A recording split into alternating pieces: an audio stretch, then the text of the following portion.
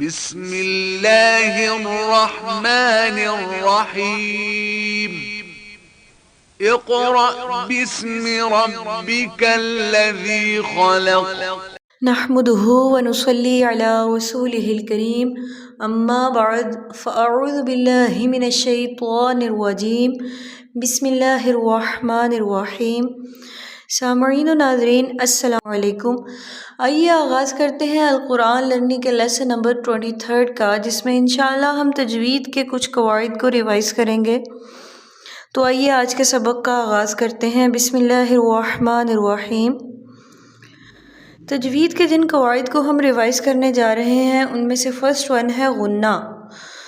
نون مشدد یعنی شد والی نون اور میم مشدد یعنی شد والی میم کی آواز کو ایک الف کے برابر لمبا کر کے پڑھنا، یعنی 1 سیکنڈ لمبا کرنا۔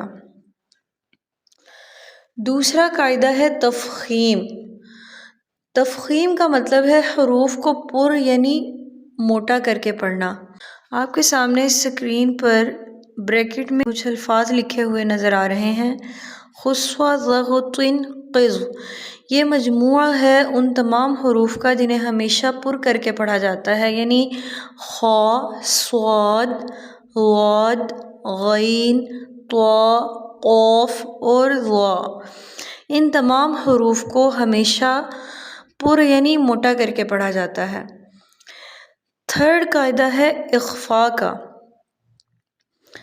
نون ساکن اور نون تنوین یعنی 2 زبر 2 زیر 2 پیش کو ادا کرتے ہوئے جس نون کی آواز آتی ہے اسے کہا جاتا ہے نون تنوین۔ اور میم ساکن، ساکن حروف سے آپ آگاہ ہیں کہ ہر وہ حرف جس پر جزم ہو اسے ساکن کہا جاتا ہے، لہٰذا یہاں نون ساکن اور میم ساکن کا مطلب ہوا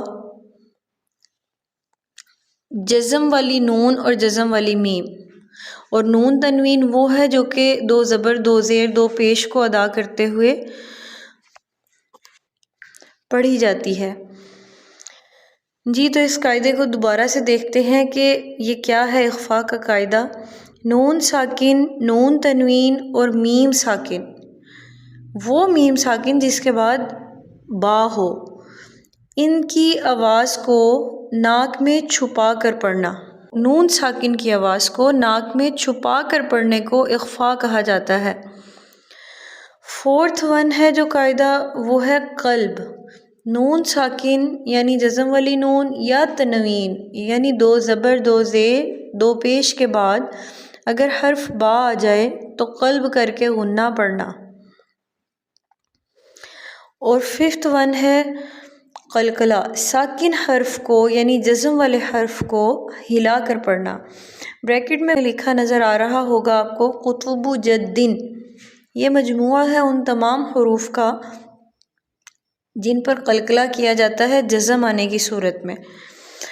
قاف، طا، با، جیم اور دال، ان تمام حروف کو جزم آنے کی صورت میں ہلا کر یعنی قلقلہ کر کے پڑھا جاتا ہے۔ اور 6th قاعدہ جسے ہم نے ریوائز کرنا ہے آج کے سبق میں وہ ہے مد۔ چھوٹی مد کو 3 الف کے برابر اور بڑی مد کو 5 الف کے برابر لمبا کر کے پڑھتے ہیں، یعنی کہ چھوٹی مد کو 1 سے 3 سیکنڈ اور بڑی مد کو 1 سے 5 سیکنڈ تک لمبا کر کے پڑھا جاتا ہے۔ جی تو سامعین و ناظرین یہ تھا ہمارا آج کا سبق جس میں ہم نے تجوید کے کچھ قواعد کو ریوائز کیا۔ انشاءاللہ اگلی ویڈیو میں نئے سبق کے ساتھ حاضر ہوں گے، تب تک کے لیے اللہ حافظ۔